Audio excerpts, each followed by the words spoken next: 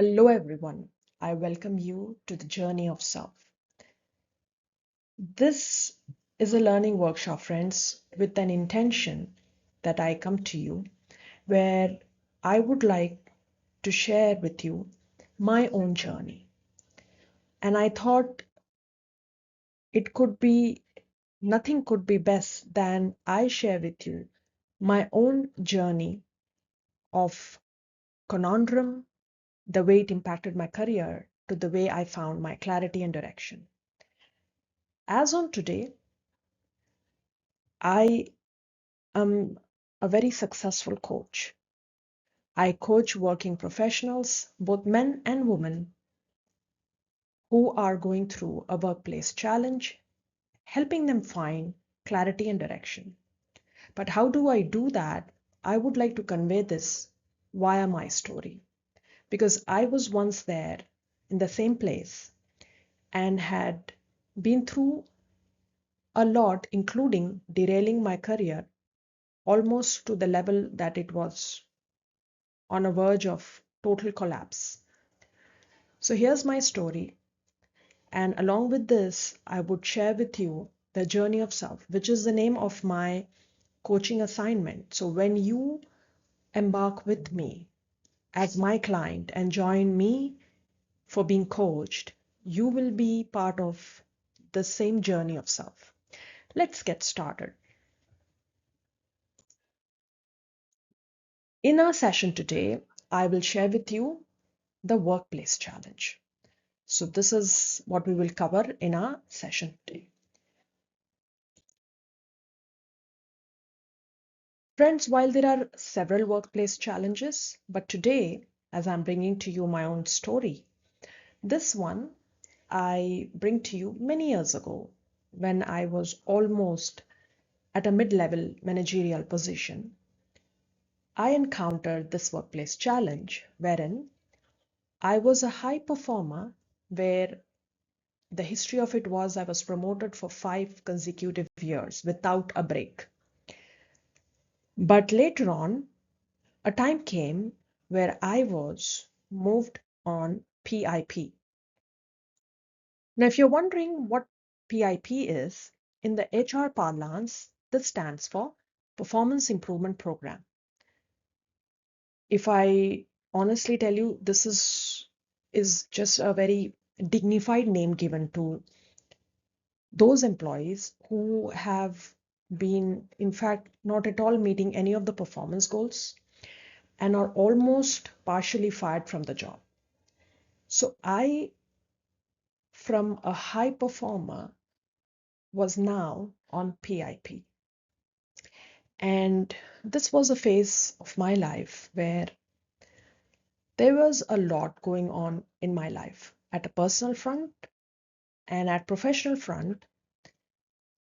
It not only got cascaded from my personal crisis, but since I had no support, lacking any awareness, it was taking a very heavy toll on my professional life. So this was not just that one reason of me being on a PIP, but me as a good performer, when I was given this title of being put on a performance improvement program, because this is for a specific period of time where one has to showcase improvement, otherwise they are asked to leave.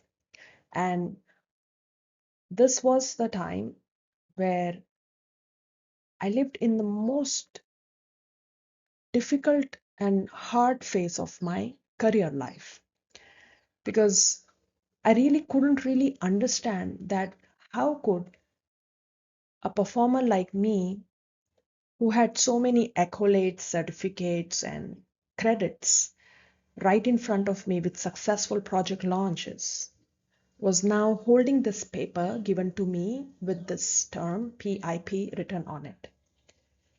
And almost, as I said, I was partially fired from the job because I had a set period of time given as a warning to either improve or to move out. This was a period where I would almost be like this. This is a graphical representation of the way I used to be. My state of mind was full of shame.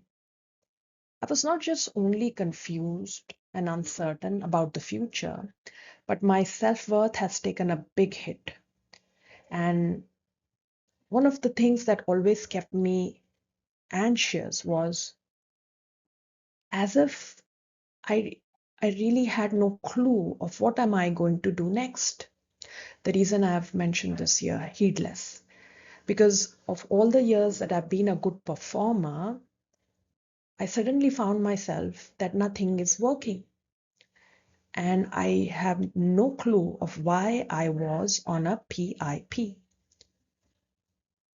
Well, I had no idea of where I will get the support from, but I was constantly in search of support, a safe haven, because I didn't really knew who to trust, whether I was part of a political game, the office politics that was going on, or whether I was really not that performer anymore. I had no clue. So, in search of clarity and direction, I lived in constant fear. Fear that my career will be derailed, which was almost on a verge of derailment. And beneath the derailment of career, I also felt that I would lose this job, and with that goes away my financial independence. And there was a fear of failing because this was something that I had never in my worst of dreams ever thought of. And it came suddenly. Perhaps there were signs, but I failed to see them. My own blind spots were standing in between, where I was caught unaware when the PIP document was handed over to me.